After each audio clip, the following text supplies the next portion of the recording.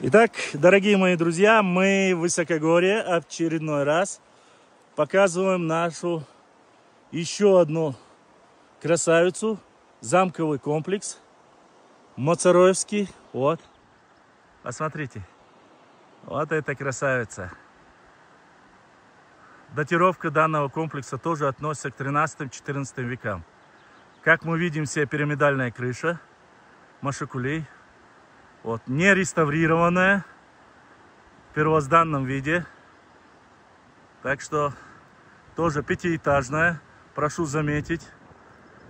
Никакого новодела. Использовалась строго по предназначению, как боевая башня. Прошу не забывать, это не для красоты, а именно вот в ущелье, в Орлоевском ущелье находится, как вы видите. Посмотрите всю эту благодать.